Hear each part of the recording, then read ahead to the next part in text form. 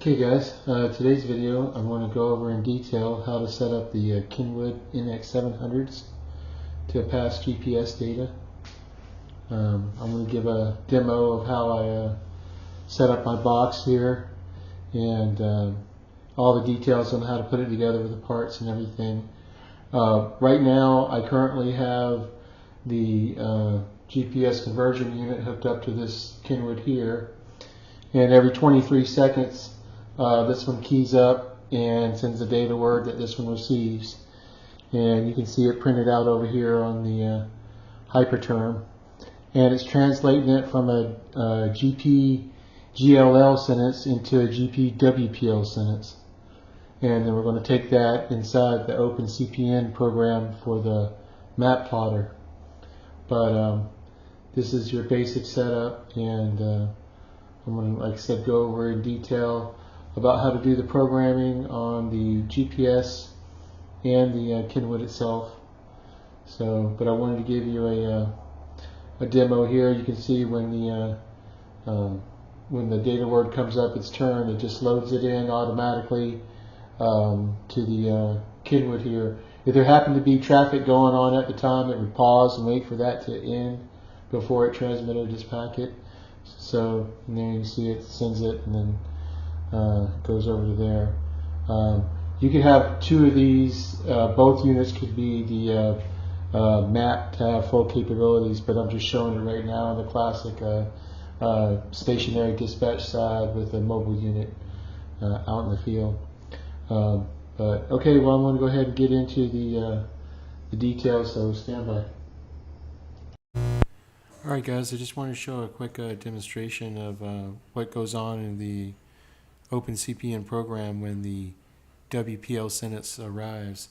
I have my radio turned off right now. I'm going to turn it back on, but first just wanted to show you how I have it set up to only accept WPL sentences over here on my COM1. And so let me turn the radio on here, and so we can get the next transmission. And whenever the sentence comes popping up, a new target will appear on the screen, and then you'll be able to see it happen. And there it is. You got the unit pop up here, and I can take and click on it. There it goes. And here's where I can get the information on it and create a waypoint, start recording the track, and all that good stuff. Anyway, now this will be an active unit in my on my screen, and this is how the basically the map plotting goes. So, okay, just a quick demo of this. On to the details. All right, let's get into the details. Starting with Garmin GPS, I have it hooked up with a 6-pin DIN connector with the output going over to inverter chip. Changing it to TTL levels. It goes through the Arduino and has the word converted from a GLL to a WPL sentence. Then out of the Arduino, back through the inverter to RS-232 level again, to the Kenwood, where it will be broadcast through the RF. The receive coming from the Kenwood from other units is brought out of pin 3 here, and it's sent over to the DB9 female cable. This is for connection to a PC or laptop. And the power on this is done through a LM7805 with some standard filtering caps and a protection diode and a fuse. The entire package takes 125 milliamps when it's running.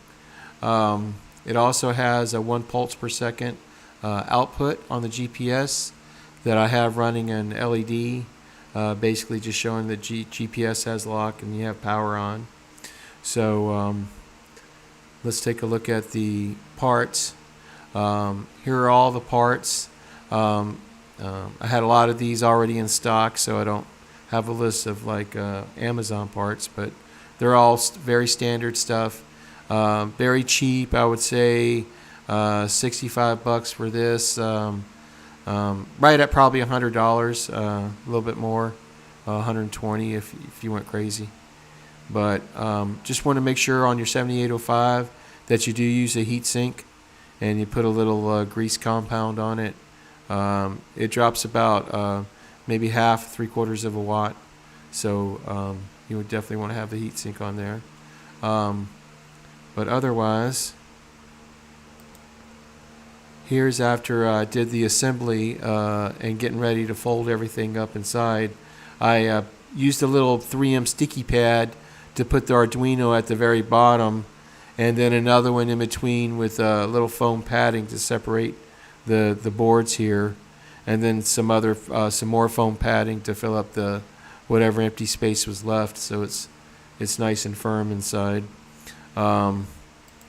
This is the end package with there's the LED there, and it came out nice as far as the aesthetics is concerned.